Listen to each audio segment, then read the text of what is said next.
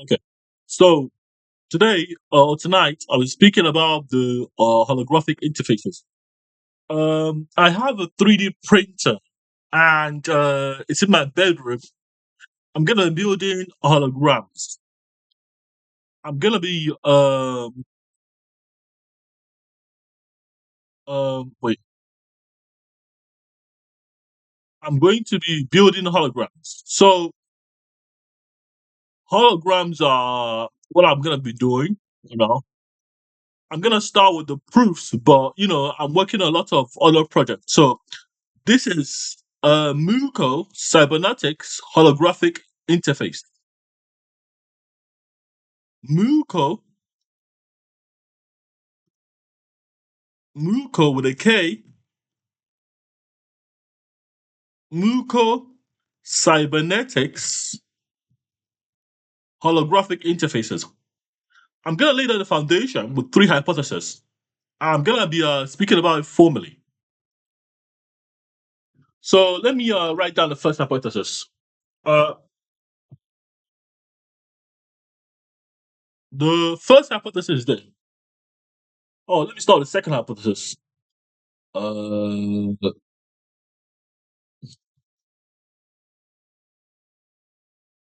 Let me start with the one makes sense.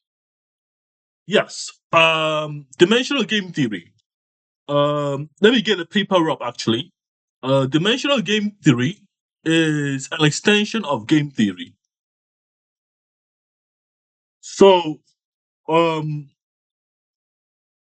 dimensional game theory is an extension of game theory, and that is a scalar to vector promotion or a planarity proof. I call it the planar, planarity proof. Because the model lies on planes, which are like directions, or which are basically planarity. The concept of polarity, first of all, in hypothesis, refers to planes, planes or dimensions of planes. So the planes are coordinate systems. So dimensions are planar or planar dimensions, which can model heterogeneous, homogeneous sensory data types or sensory infrastructure too. But we're gonna focus on the touch, the sight of light. Uh, I'm gonna be researching it properly, but the planarity proof is this is expressing scalar to vector planar projection. How do I take a scalar input and get its vector? Not that it is a vector, but that is very simple to do actually. So you get the scalar, which is just a number or a unit of measurement, and you get the vector, which is the actual representation of that data set. I'm going to express it properly. So how would you how to take a vector magnitude?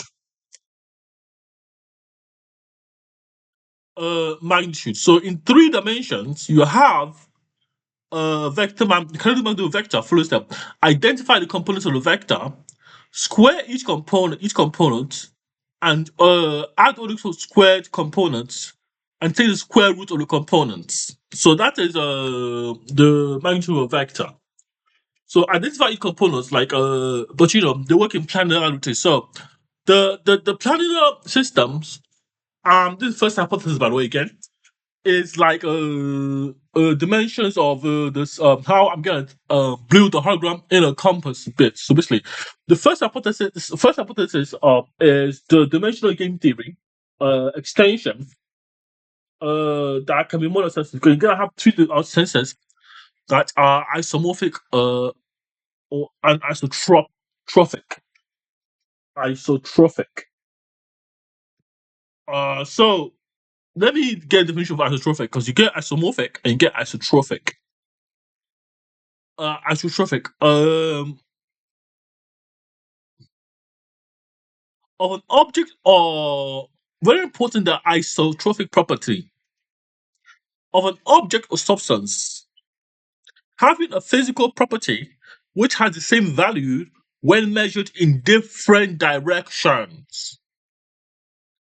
When measured in this vector, the scalars that are put into vectors that have been put into vector. For example, you have a color projection. So um the the projection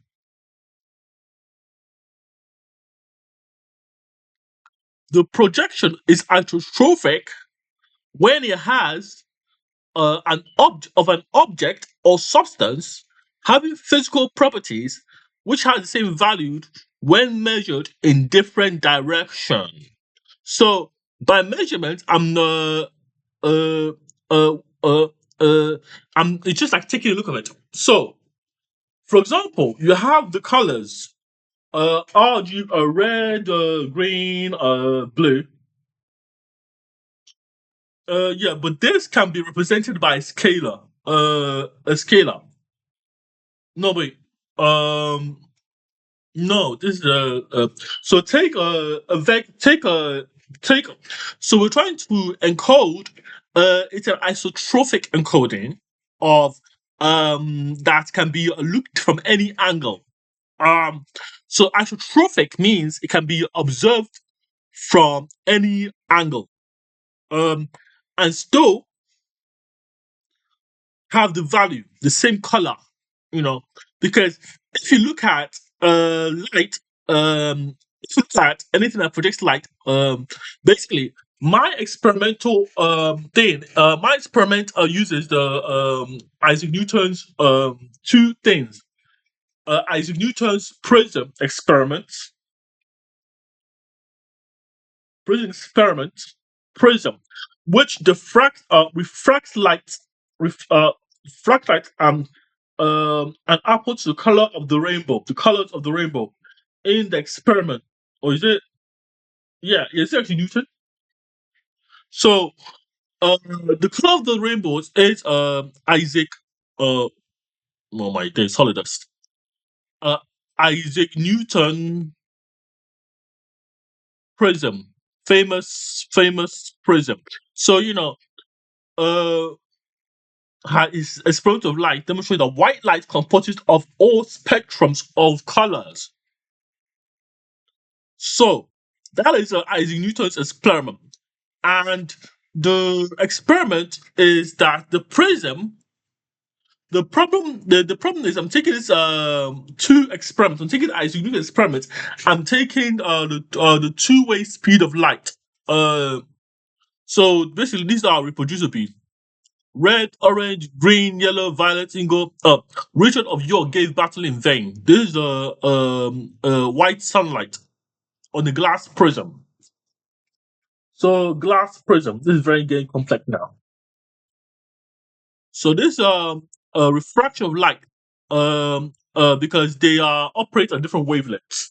Um, so these wavelengths, if you are the wavelengths represent dimensions, if wavelengths are the dimensions you're operating on, the planar dimensions, you have intensities, not shades, intensities of uh, of light, which produce shade. The second experiment I'm looking at is the two-way speed of light. The two-way speed of light.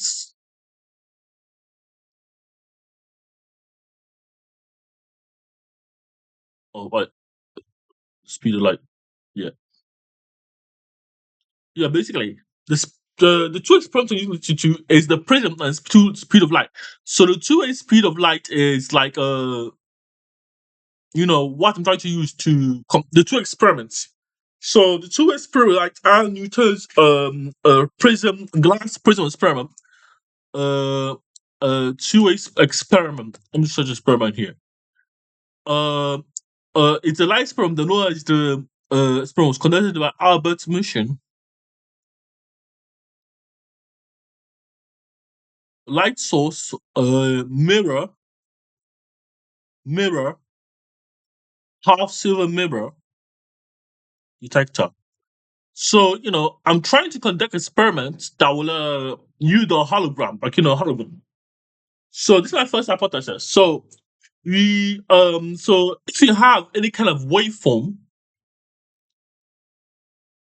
no, if you have like any kind of frequency, let's just use the term waveform because that's like a five format thing. You have isomorphism, isotropic isomorphism, then that is just one pixel, one color that belongs to one color, like red, green, blue, orange. Richard of York gave Baden Vale. Richard of York, uh, isotrophic material. By this, I still want to something that was uniform in all direction, meaning all behavior remain consistent regardless of the directions measured in.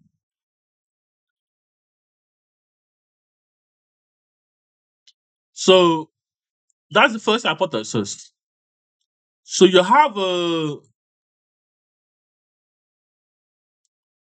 measurement of the light from any angle, and you have to have isotrophicness, in it. So next things next. What's the next hypothesis? What is dimension game theory? So dimension game theory splits basically the how do I start it? So in a game of chess, any kind of a deterministic algorithm,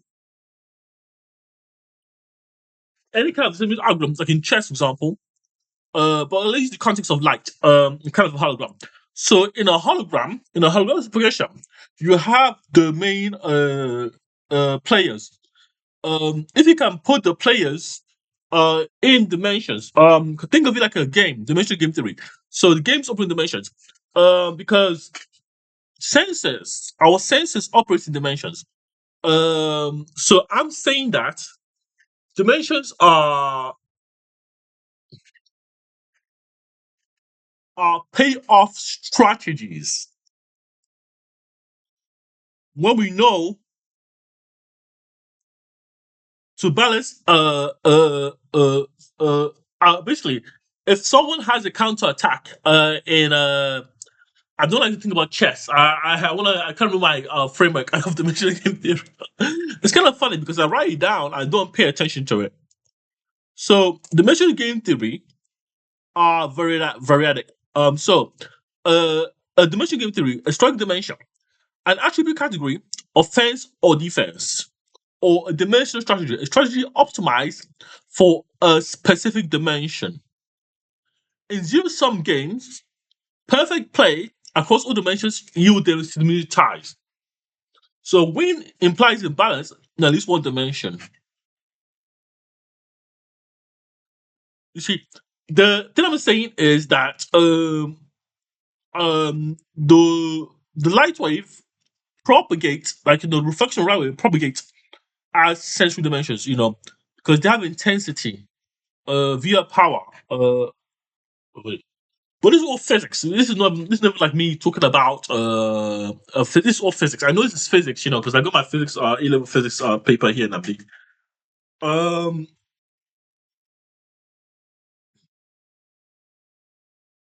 so this is efficiency. How are equals work divided by time? These are all tend to doing. Force and spring, point uh IV graph, Ohm's law, potential difference, reverse. How are surplus? Okay. Uh you need to plan experiment. So this is what we're doing here. Investigate and planning an experiment and collecting data. Scientists do experiments to answer questions. You need to plan experiments to get the best results. Uh, so I have to do experiments. This is why you need to do scientists do experiments. You need to plan experiments to carefully make a reasonable hypothesis. The initial experiments to what happened and define. Think about sort of right comment to measure or make the computer measure your time. A variable has the potential to change or repeat an experiment. Come. Okay, let me leave that there. So the second thing, second part, so they mentioned our game theory um uh offer insights to like the plan narrator how to calculate heterogeneous homogeneity heterogeneous homogeneity thing. And you get transverse waves. So you get types of waves, and you get kinds of waves. So the kinds of waves are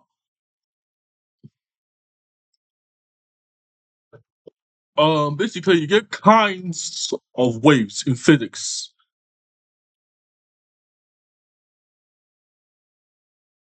Perpendicular longitudinal waves. So you get transverse waves. The distribution is perpendicular. So you in direction. So you get so I'm not writing this down. So isotropic transverse waves. You want to encode transverse waves. So isotropic definition transverse waves. So the hypothesis is this. Let me get it properly done now.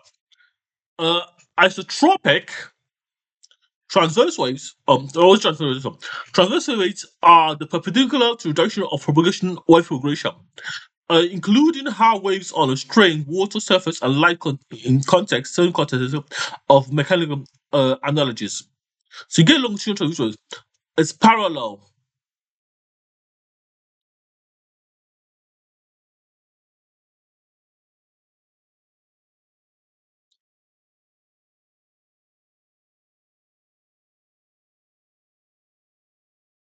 perpendicular.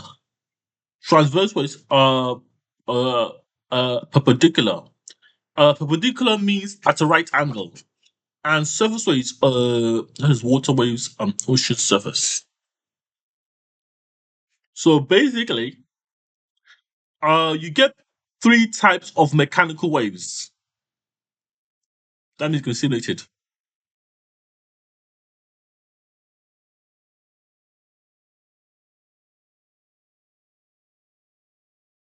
Okay,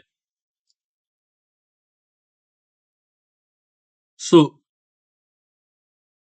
this is not this is this is not good. So you get uh transverse waves.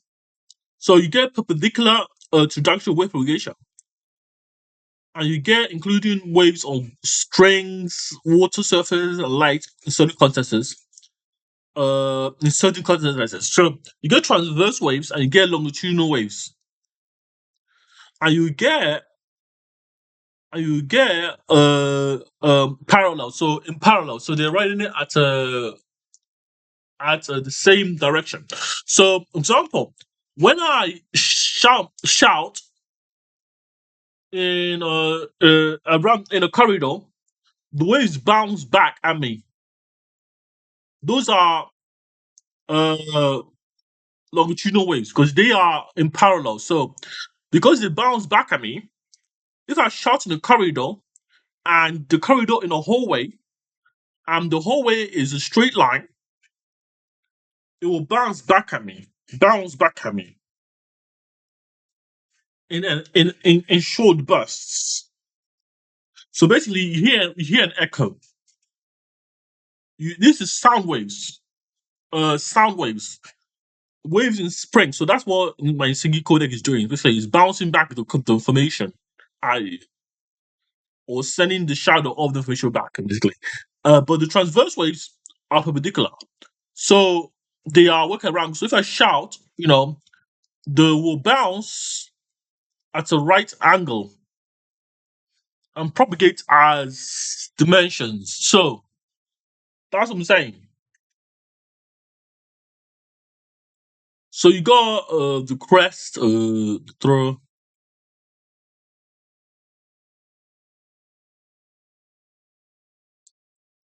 So that's what I'm saying. So I'm trying to continue my work here. So you get. Let me show my screen here. I'm looking at my screen. I can't show you one thing.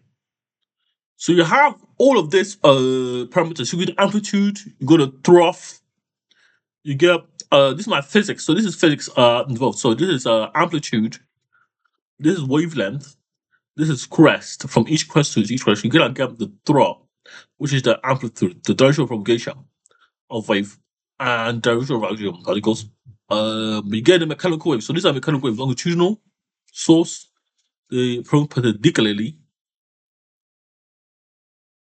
and you have the opposite. You get longitudinal waves.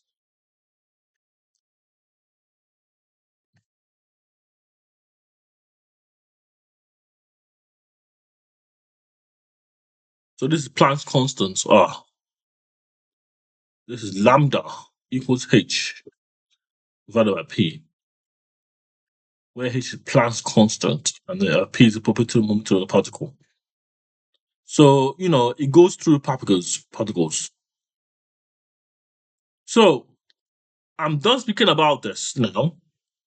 We get types of waves. We get kinds of waves too, which is a homogeneous. I don't think it's needed. Okay. The next hypothesis is so the first hypothesis was this isotropism, dimensional distribution isotropism for kinds of waves. So transverse, longitudinal, or basically, can I implement a system? So let me just make this video on the first hypothesis. Because I don't want to the hypothesis of first hypothesis is can I create a system that preserve isotrophism for transverse longitudinal waves. And two, can I this was first hypothesis. So using dimension gate three, let me write it down properly.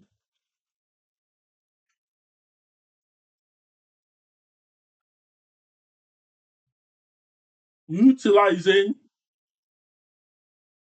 dimensional game theory,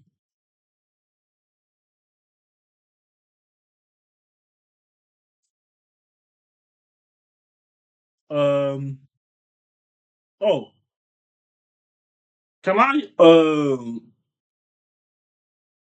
and promote a dimensional scalar uh to a planar vector. That's the first thing I said. That will use surface lattice surface integrals to do this. So you're gonna have a function of space, a function of space, which is the dimensions of space to time. Yeah, it's isotropic. Isotrophic. So from any angle you observe that space, you get the same information in light, and you get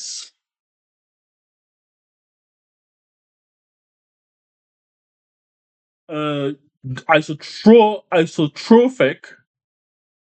dimensional game theory, isotrophic um transverse and longitudinal isomorphism proof.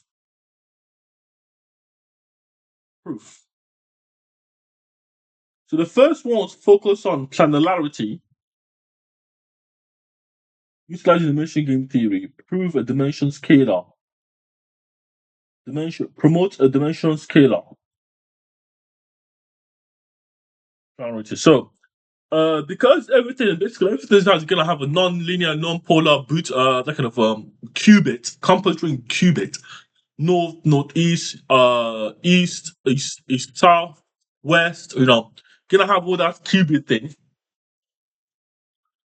Compass ring bit, which is qubit, and the colors are so you get a direction. But it's become unilateral, uni anamorphism, planar unimorphism, because it's unimorphism, which I'm trying to define as a yeah. Okay, so basically, this I'm trying to implement a system physically. So physics system. So so I can test it out for my experiment. So my next step would be the experiment to plan the experiment. Okay. But I have to build a component that can project light in one direction like a laser. So I have to build a laser. Because with the light is a longitudinal wave. Yes, light is a longitudinal wave, so it travels in one way and reflects back the other way, the same way it came. So it's perpendicular. No, it's not transverse. So it reflects back the way it came. Okay, thank you for watching this video.